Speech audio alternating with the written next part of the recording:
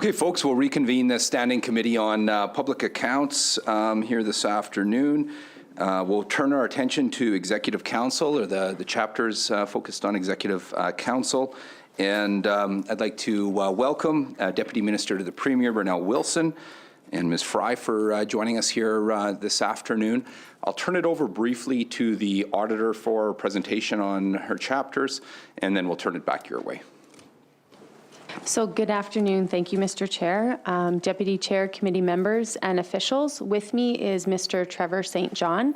He's the Deputy Provincial Auditor that is responsible for the audit of Executive Council. Behind me as well is Michelle Lindenbach. She's our liaison with the committee, and she'll be joining us for the rest of the afternoon. And then Mr. Jason Shaw is ready to present for the next session. Trevor's going to make one presentation that does highlight all three chapters together, given that they're all related to the same topic. And I do want to thank management and staff for the cooperation that was extended to us during the course of our work. I'll turn it over to Trevor. Thank you. The Office of the Executive Council provides support to the Premier, Cabinet Secretary, and Cabinet committees. Our annual integrated audit of Executive Council looks whether it had effective rules and procedures or internal controls to safeguard public resources and whether it complied with authorities governing its activities. All three chapters we cover today are from 2020 to 2022, report the results of these annual audits, and identify that Executive Council had effective internal controls and complied with authorities other than in one area we have reported since 2018. Executive Council continued to set remuneration of legislative secretaries inconsistent with the Board of Internal Economy directives. The Executive Government Administration Act gives the Lieutenant Governing Council, or Cabinet, authority to appoint members of the Legislative Assembly as legislative secretaries with or without remuneration. However, it does not give Cabinet authority to set remuneration rates for the legislative secretaries. Setting remuneration is the responsibility of the Board of Internal Economy under the Legislative Assembly Act. The Executive Council needs to work with the Board to remunerate legislative secretaries at rates consistent with the Board's directives. Since 2018, we have not seen evidence of Executive Council working with the Board, such as, for example, asking the Board to reconsider how the rate is set out in the directive, such as using up to ensure chosen remuneration rates align with the Board's directives. We thus continue to report the recommendation as not implemented. Not working with appropriate agencies to clearly operate within the laws and directives increases the risk of decreasing public confidence in government. That concludes my presentation. Thanks so much for the attention. I recall having this before us in 2020. I'll turn it over to Ms. Wilson to respond briefly, and then we can open it up to questions. Great. Thank you, Mr. Chair. So as reported, happy to discuss all three chapters and that outstanding recommendation. Obviously, the recommendation has been outstanding since the 2018 report, and I can advise that no action has been taken. The Ministry of Justice provided guidance on this issue in 2016 and again in the fall of 2019, and advised that the Lieutenant Governor in Council could appoint legislative secretaries with remuneration on the condition that they agree to forego the amount set by the Board of Internal Economy and accept a lesser amount.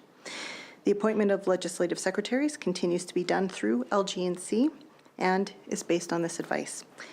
We look forward to answering any questions from the committee. To members for questions. Ms. Young. Thank you, Mr. Chair. Thanks for being here today and the ongoing work that you do. Having heard what you said about consultation with the Ministry of Justice, I am curious though, why is there not payment in line with the proper rates established by BOIE? I think that the remuneration that is directed through the LG&C instrument is set and determined then and approved by Cabinet, and so that lesser amount is one that is agreed upon by Cabinet, and that's what we go with then on an annual basis. Is there a reason then, having a majority on BOIE as well, that you wouldn't change the rules surrounding remuneration to reflect practice? I think certainly the mechanism that we use, using that order in council mechanism, we do feel is a transparent one to the public, and one that, again, allows cabinet to set that remuneration, and again, that the condition that they forego the amount set by the Board of Internal Economy and accept that lesser amount is an equally transparent mechanism by which to remunerate the legislative secretaries. Thank you. Can you just walk me through that a little bit, appreciating that, the OCs are available, of course, as are the remuneration rates for BOIE, but help me understand the increased transparency. I appreciate there's increased flexibility with cabinet decision-making and OCs, but help me understand the transparency piece and how doing this in contravention of the rates set out by BOIE is more transparent than simply changing those remuneration rates. So, well, certainly, just to be clear, the remuneration paid to the legislative secretaries is less than the amount set out by the Board of Internal Economy. So, so that lesser amount, I think that's 14,000, Kristen? Yeah, 14,000 set by the Board of Internal Economy, and the LG&Cs currently with remuneration is 3,000. And so I think the sense is that as you'd stated, those orders in council are made public and are publicly available on the website. So as a mechanism for transparency in terms of recognizing that lesser amount for those legislative secretaries, I think is equally available to members of the public for sure. Thanks. In 21-22, two individuals were appointed without any remuneration, who I believe were previously paid that lowered rate of $3,000 that you quoted. Who are those two members and what were their responsibilities?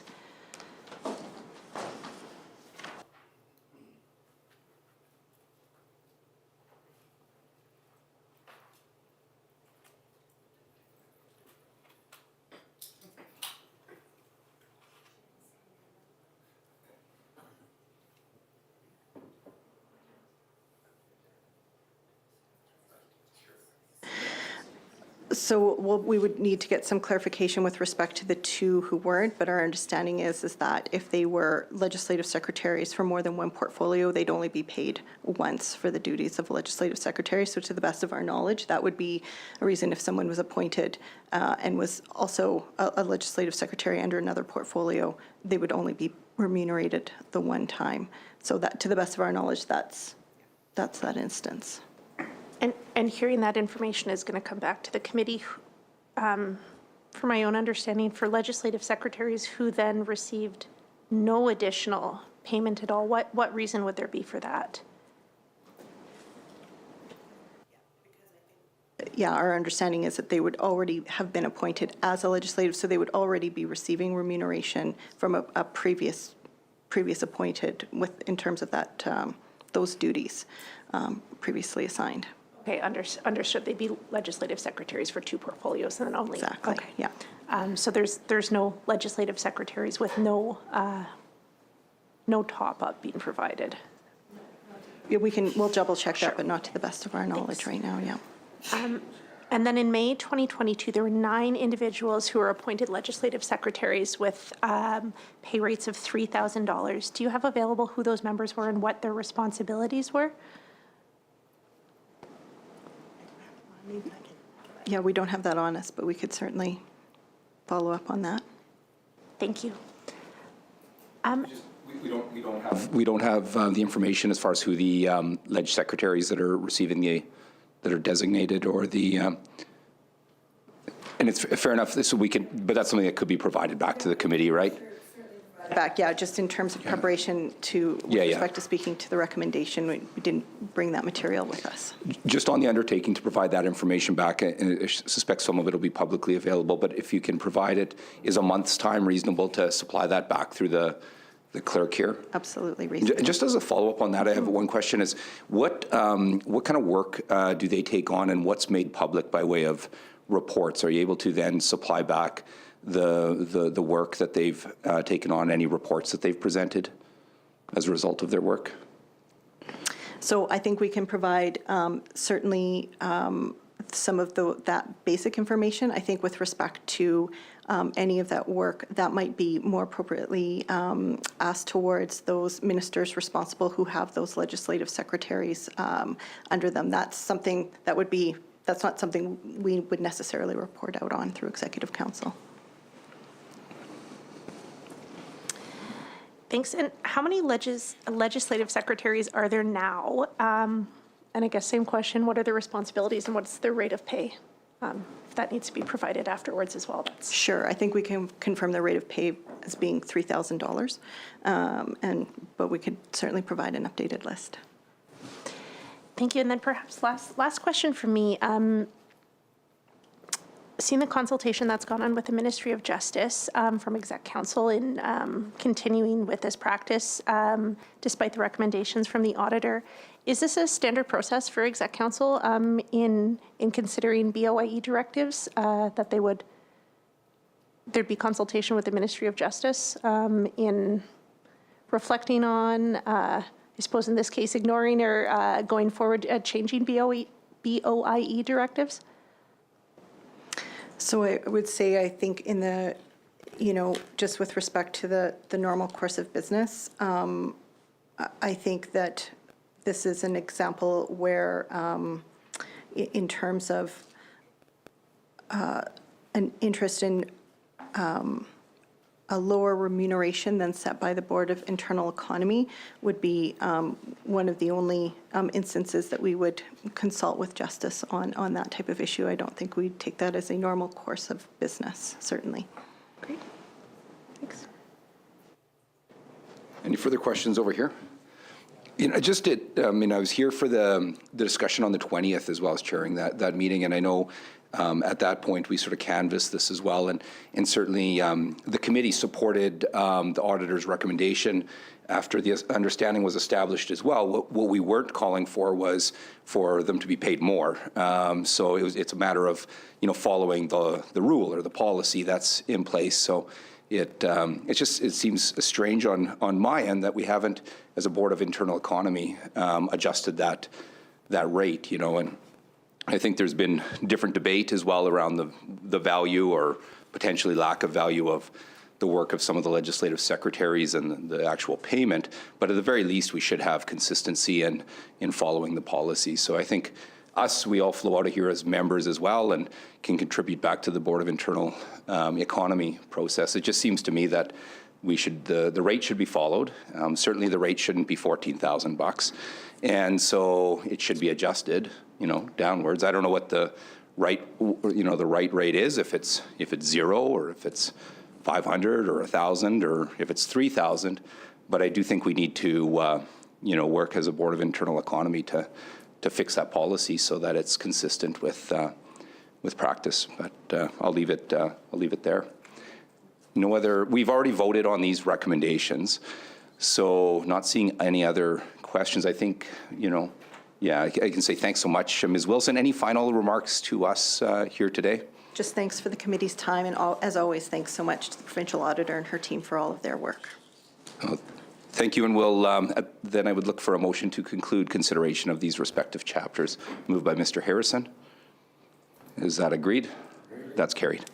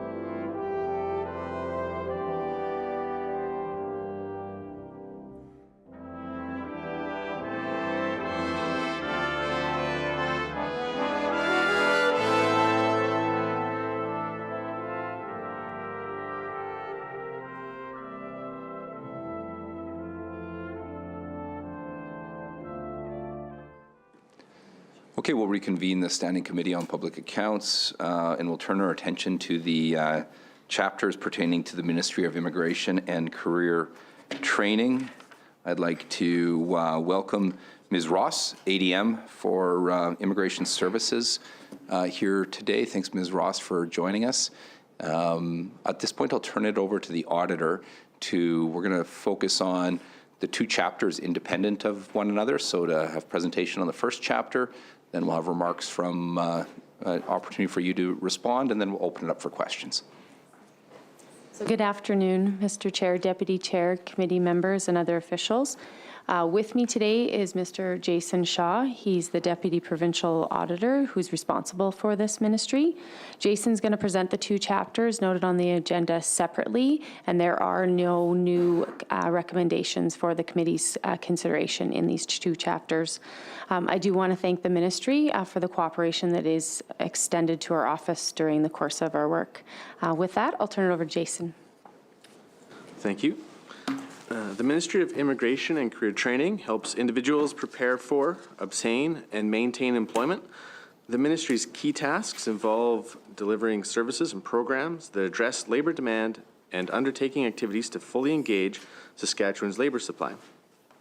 The ability to understand and speak English is integral for newcomers to become self-sufficient.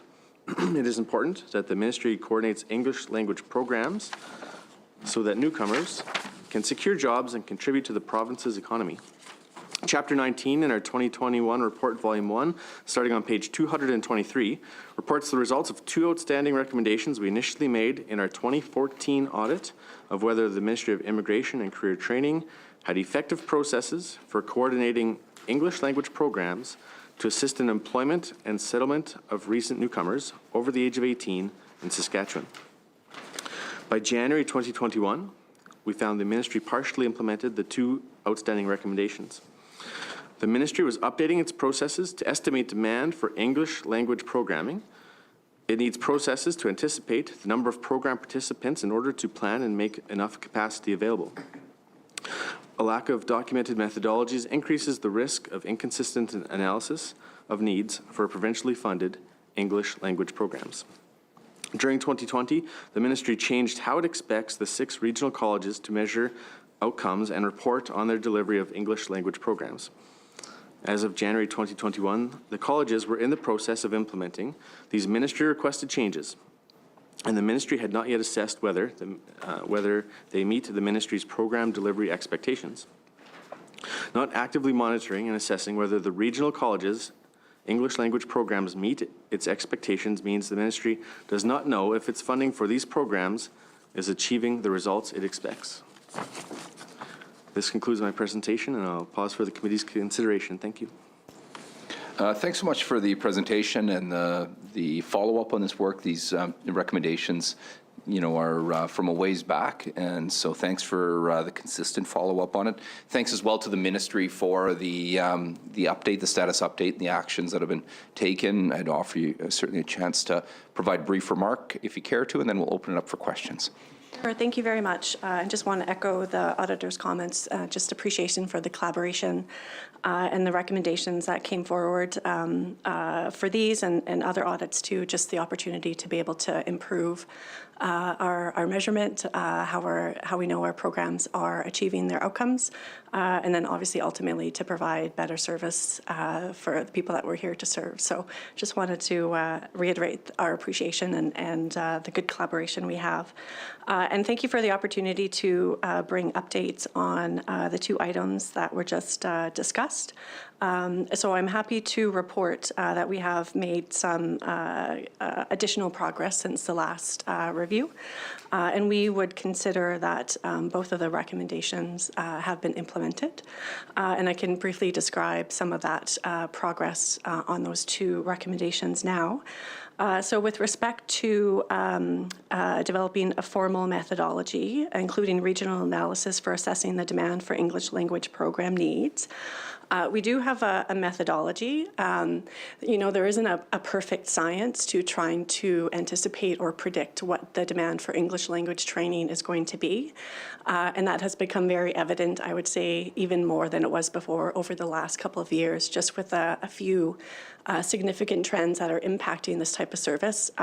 One would be an obvious one probably, but the war between Russia and Ukraine, and quite a spike in the arrival of displaced Ukrainians to the province. So no methodology is going to anticipate that. Likewise, we've seen a significant increase in the number of new arrivals to Canada, but also to Saskatchewan over the last couple of years. And that's really a result of some additional federal measures to, they've set record level targets for themselves for the number of new permanent residents coming to Canada over the last couple of years and for the next upcoming couple of years. And they also took some additional measures to reduce some significant backlogs that had accumulated, particularly in 2020, 2021, from just the impacts of the global pandemic. So we saw record levels of arrivals over the last year. With our methodology, we try to predict growth, but the growth that we've seen has far exceeded what we would have been forecasting. Just to put it in context, a normal year in 2022 would have been about 15,000 arrivals, and we actually saw almost 21,000 arrivals in the past year. So just a bit more context in terms of, we do have a methodology, but it's also important for us to remain flexible and adaptable to some of the trends and shifts that I've just described for you. And our methodology for English language training and the demand for it really mirrors what the federal government does, who is the primary funder of English language training across the country. And kind of the flaw to it is it looks backward, so it looks at historical trends to try and predict the future. So there are some obvious flaws with that. And how we remain flexible and adaptable to shifts in demand is just through our approach to procurement and contract management for most of our English language programming. Regional colleges are the exception there. But that's through going through a formal tendering and procurement process, which allows service providers, community-based organizations to come forward with needs that they have identified, which we can then validate against all of the federal immigration data we receive on a regular basis for permanent resident landings, but also temporary workers as well. And that's kind of a key piece too, because currently I mentioned that the federal government is the main funder of English language training, but they don't fund language training for temporary residents. So we have started to over the last couple of years, just because there's certainly been a growth in that need. And I would point again to the displaced Ukrainians who are all arriving as temporary residents and increasing the need for English language training there. So we look at So through our procurement, we go through a needs assessment as we're reviewing proposals, validating that against the landing data we know or that we receive from the federal government, as well as what we can predict based on approvals and nominations through the Saskatchewan Immigrant Nominee Program, which does account for 70% of newcomers coming to Saskatchewan every year. So it does give us a pretty good sense of who's arriving, what their language needs may be, and where in the province they are going, so that we can adapt our contracts accordingly. And then once we've entered into a contract with a third party to provide language training, throughout the course of that contract, there's opportunities to adjust that if there are pressures that are identified. And there's a particular need, whether it's new or just simple growth, we do have the flexibility to adjust that as needed.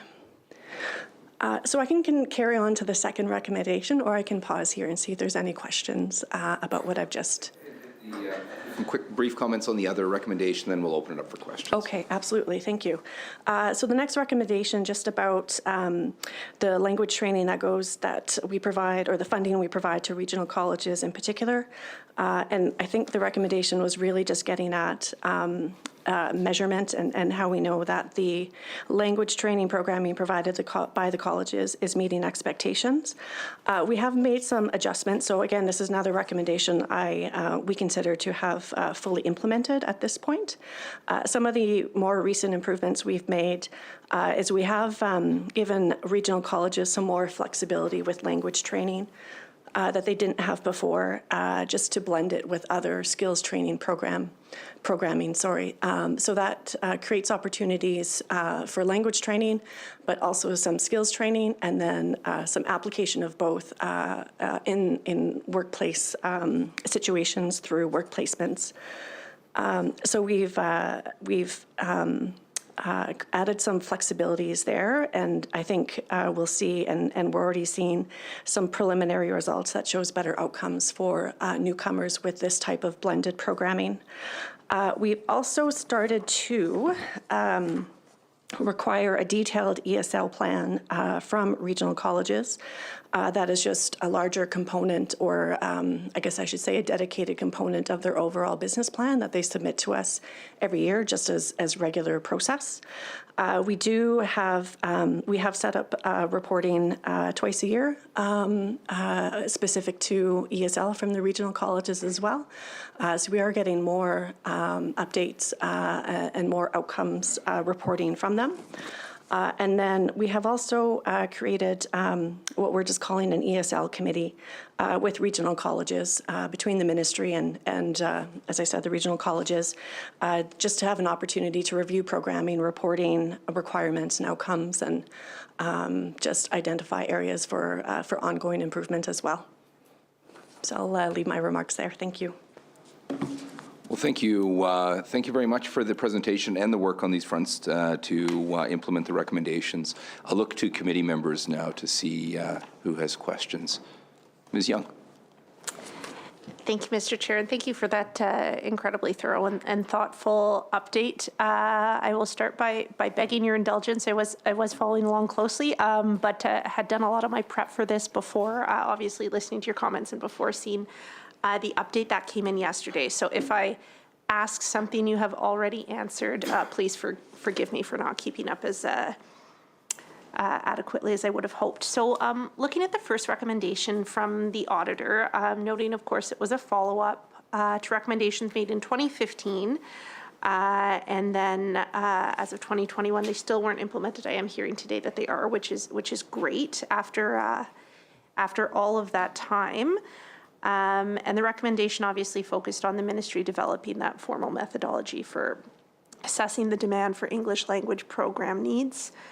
And I saw in the update that the contract management handbook has been updated in terms of guiding procurement and contracting process for English language programs, correct?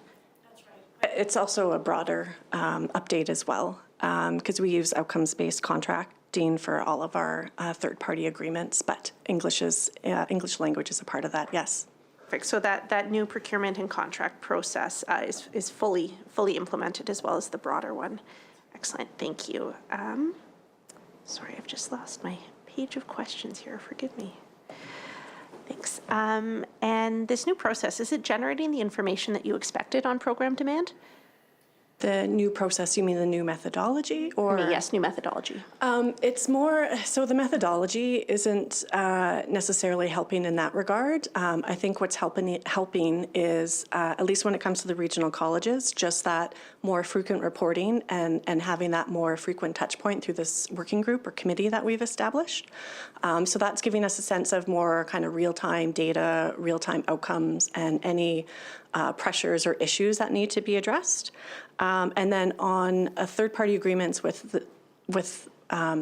community-based organizations, it's more the contract management process than I would say than the methodology we're applying that helps us to understand the outcomes that are being achieved, because there is periodic reporting required throughout those agreements, and then obviously at the end or the conclusion of the contract as well. So that gives us a sense of the outcomes being achieved. But I think throughout that agreement lifecycle, there's also more informal opportunities to check in with the service provider and again, just get a sense of what the outcomes are so far, and if they're experiencing any pressures or gaps or issues that we can help to address in the short term. Thank you. So can you expand on that a little bit in terms of like what new information is available to the ministry now and how that's helping you better assess client needs and how the programs are meeting those needs? I think part of our update, so when you read there that the outcomes-based handbook was updated in 2021, part of that was also updating the metrics that we're using. And we recognize that something like language training, the outcomes that we can expect in the short term and medium term don't necessarily look the same as, say, a skills training program. So an immediate outcome for language training for everybody is not going to be, you know, they didn't have a job and now they have a job. So as part of our handbook update in 2021, part of that was adding more metrics and more metrics that would be specific to some of our settlement services or newcomer services like the Gateways, English language training, or settlement advisor services that again don't quite have the necessarily an immediate and direct employment outcome, but we've been able to add metrics that shows progression towards employment. Great, thank you. As one.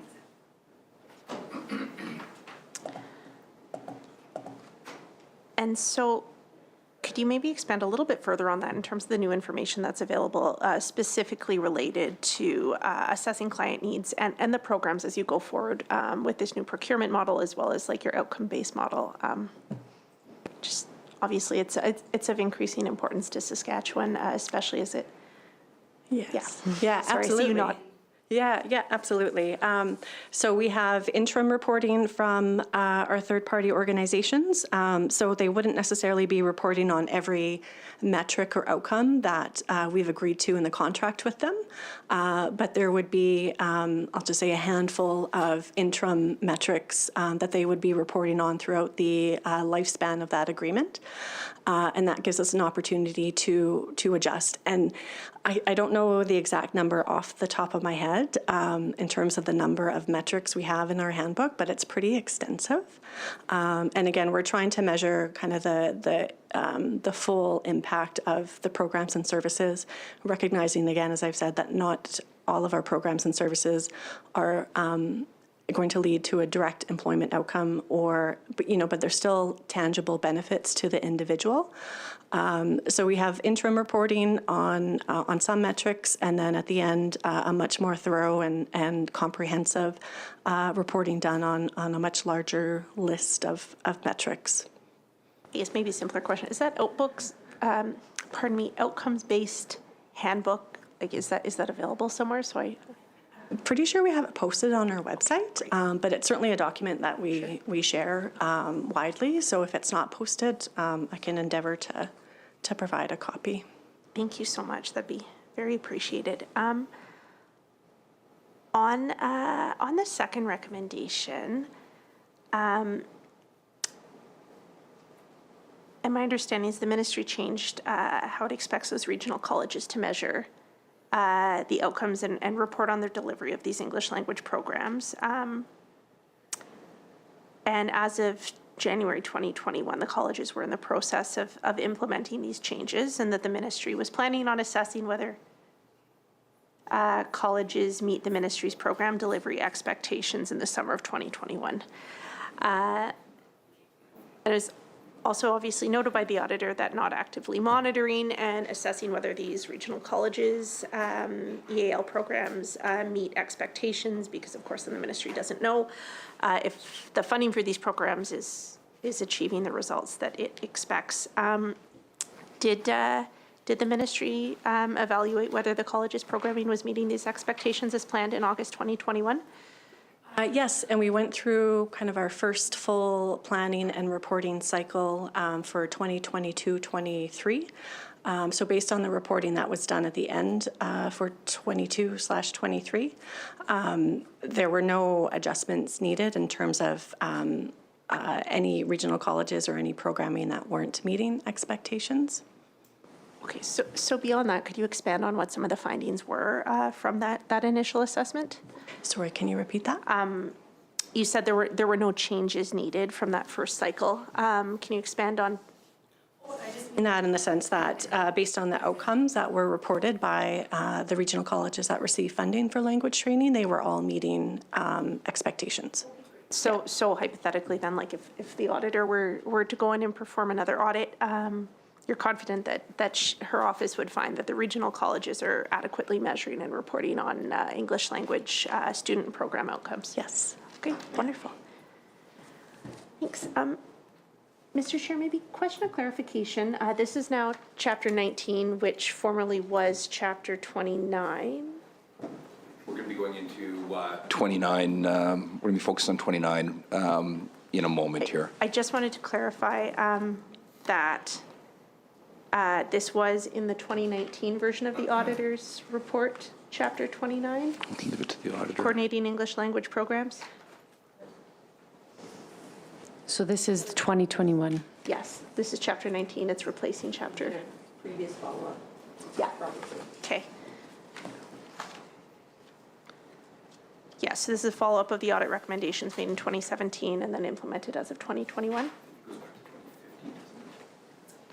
Yeah. Down that we did the original audit in 2015, a follow-up in 2019, a follow-up in 2021, and obviously one more to go, and it sounds like we'll be all done. Great. Which is great. Great, thank you. Sorry, it's just a bit, yeah, thanks. At the status update, it says formerly Chapter 29, so I just wanted to make sure. I think it's the other, chapter 15. We're still going to have questions on Chapter 29 of the 2021 report, Volume 2, We're going to do that separate. outcomes-based contracts. We're doing that Okay, after we're done thanks. this chapter, yeah. Great. Doing them separate this time. Yeah, great, thank you. Any further? Mr. Kiesig, any questions? Fine, Mr. Chair, thank you. Okay, no further questions on that chapter. At this time, I will table two documents, PAC 11529, Executive Council Status Update dated December 14th, 2023, as well as PAC 11629, Ministry of Immigration and Career Training Status Update dated December 14th, 2023. We'll turn our attention now to Chapter 29 of the 2021 report, Volume 2, and I'll turn it over to the... I think we can do them both. I think so. Okay. Sounds good. Thanks. I was just going to deal with them both. Thank you.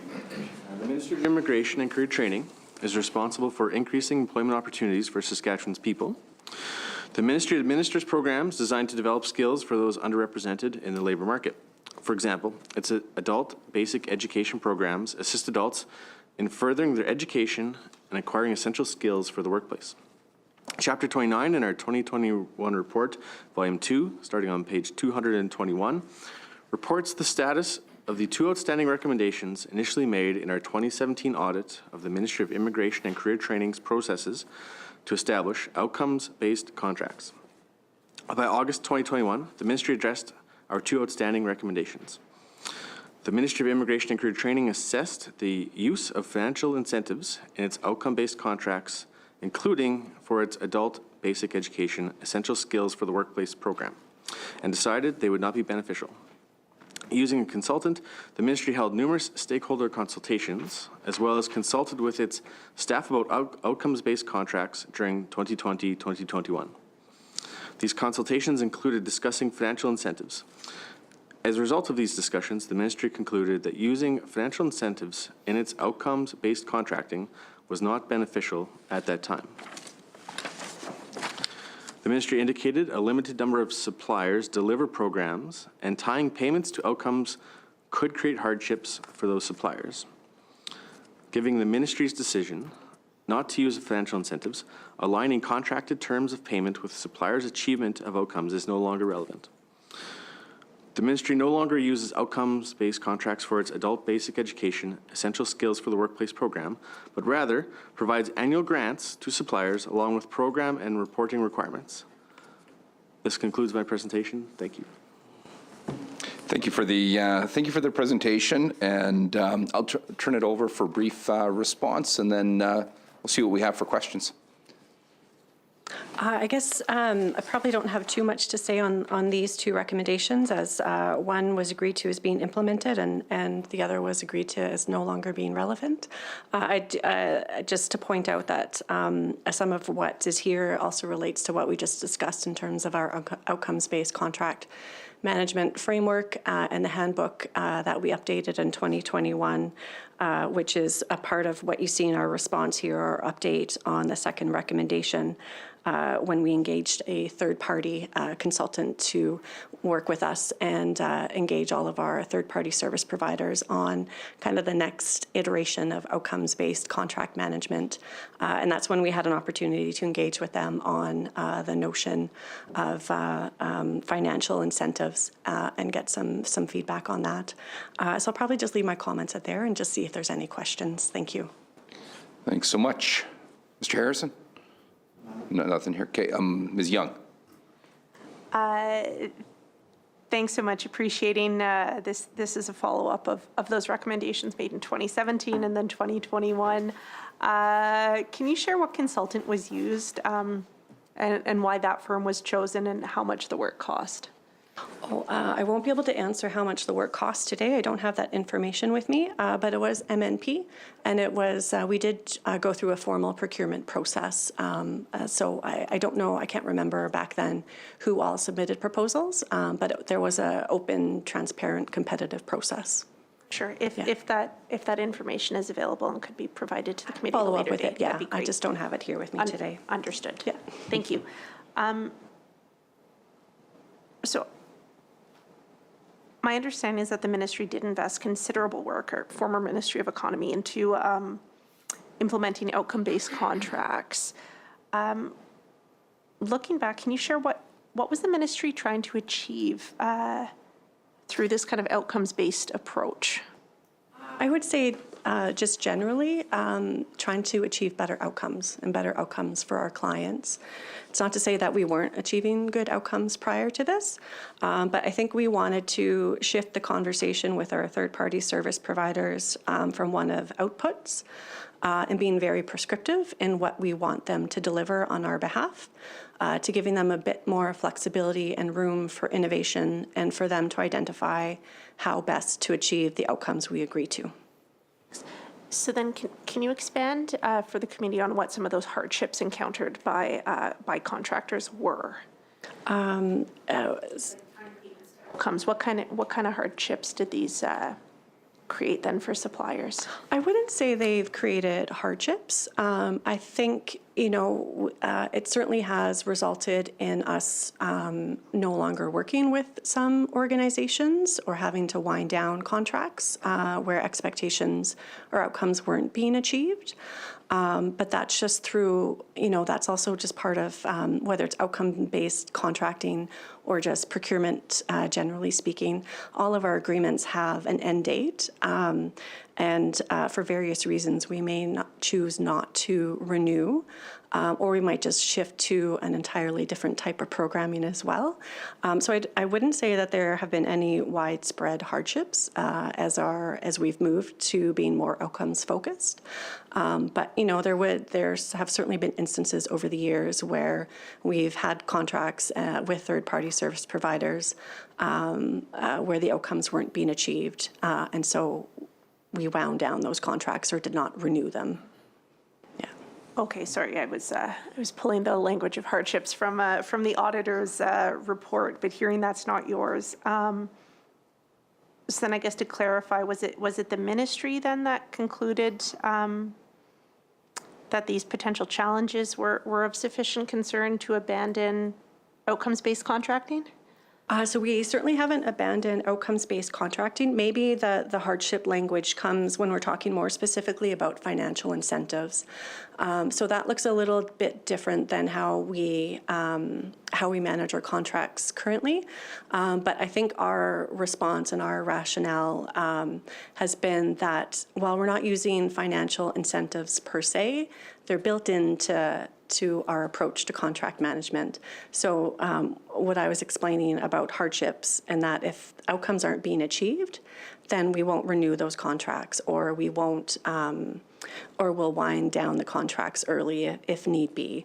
So that's where we would argue that there are financial incentives built in, just not kind of a performance for pay type of model, which I think at the time is more what the provincial auditor was speaking to. So I'll maybe just jump in here and make a few comments because I think it is just getting confusing as to what we're outlining here. It is the concept of within the practice of outcome-based contracts, you would have potentially more of a flat fee guaranteed, and then and as indicated, almost more bonuses paid in the event that we meet our performance outcomes and targets that have been outlined. The ministry decided to move away from that, whereby they are annually funding them as such, the various service providers. They still have, obviously, performance expectations, measures, and targets that they would be, assessing, I guess, the service providers against. And then they determine whether they continue to use that service provider in the future. But the amount of payment the service provider got in the current year for providing those services is not being impacted by, they still got the amount paid. It'd be probably going forward versus in the year of payment. Whereas the overall model, it's almost like bonuses are given if you meet your targets. Okay. So then, of course, obviously on a go-forward basis, in terms of ministry response to programs, reporting requirements falling short, that's still part of business as usual. And I imagine if programs were falling short of delivering, then the ministry would be reevaluating those suppliers and looking at those reporting requirements annually. Okay. Great. Maybe just one question, kind of more broadly related to public accounts from 2021 in the Ministry of ITC. If you do have that. I was looking at contracts through the ministry, and it looks like since ICT was established, that there was about $42.7 million over 5 years paid to the Ministry of Finance and Sask Builds, but previously Central Services. Do you have any clarification around what that would be for? I don't, sorry, and I don't have that information with me. I can follow up on it, but. Maybe I'll just then for the sake of follow-up, just read kind of those years. And if I'm incorrect in this, please let me know. But I had for 2018-19, I had $8 million. 19-20, I had $8.3 million. 2021, I had $8.8 million. 21-22, $9.2. And 22-23, there was $8.4 million, which is, if my math is right, how I got the $42.7 million over those 5 years. So I was just really curious, what this was for, if this was a contract, who the contractor was. To Sask Builds? Yeah, this is paid to the Minister of Finance through the Ministry of Sask Builds, and prior to its inception, Central Services. Just looking at contracting through ICT, but curious if it was IT system related or if. I would expect that it's accommodations expense, like SaaS build and procurement would be, so I envision rent for your buildings as a ministry, right? And then IT services as such, right? Yes, we do have multiple offices, but sorry, I'm not the corporate person, so I don't know how all that works, but I can certainly follow up to provide some clarification. Sure. If I had a couple other questions just about specific contracts, do I? Yeah. So I appreciate the question. Thanks for the undertaking to provide the information back. Is it fair then to provide that information back to the committee, through the committee clerk within a month's period? Is that reasonable to describe, I guess, to respond to the question that was there? Yeah, thank you. Is it okay if there were just like a couple more contracts if I'm curious, or? See what the nature of the question is. It should be within the scope of the mandate of the committee. Yeah, it would have been the awarding of contracts in the time period covered off by the auditor's reports, but if not, just let me know. There was, I think, $200,000 provided in 21-22 to Garvin and Associates. I was just curious about whether there was an RFP issued and what measures were undertaken to ensure that there was no conflict. $1 million for Sask Hotel and Hospitality Association in 21-22. And then $176,000 to the Saskatoon Business College as well. And specifically around that one, was just curious if it was usual to provide that funding to private vocational schools, and if that was maybe a signal in terms of how funding would be provided for vocational schools in the future. I'll have to follow up with those details. On the private vocational school, Advanced Education funds the private vocational schools, or any funding typically comes from them. But it might be that they had submitted a proposal on something that we had put on SAS tenders. But I can look into those 3 contracts and provide some more information. I just don't know it off the top of my head. Yeah. Very reasonable. Thank you so much. Thanks so much. And so the question you've asked there, you would be able to respond to it and could do so through the clerk within a month's time as well. Is that Yes, fair? and just so to make sure I understand, you're looking to confirmation if there was any like a public procurement process, and what just the nature of what the funding was for. Followed usual processes, what the funding was Okay. for, and yeah, thank you. Any more questions, Ms. Young? Okay. Any further questions? Looks like they've surrendered over here. Not seeing any further questions. I would welcome a motion to conclude consideration of the 2 chapters that we've had before us this afternoon that pertain to immigration and career training. That'd be the Chapter 19 from the 2021 Report Volume 1 and Chapter 29 from the 2021 Report Volume 2. Do we have a mover? Moved by Mr. Gowdy. All agreed? That's carried. Ms. Ross, thanks for your time this afternoon. Thanks as well for the undertaking to get some information back to us. Thanks to all those that are involved in this work and all the work over in your ministry. Any parting words our way before we close down this committee? I'll just say thank you for the time and the opportunity to provide some updates and to provide clarification and respond to some questions. So thank you. Thank you. Well, thank you very much. Looking to our clerk to make sure I'm not missing anything here. I think I can seek thanks to committee members for your time and attention here today, and to our auditor's office and our comptrollers and all those that are involved in the work today with all the audit entities. At this time, I would welcome a motion of adjournment. Moved by Deputy Chair Nerline. All agreed? That's carried. This committee stands adjourned until the call of the chair.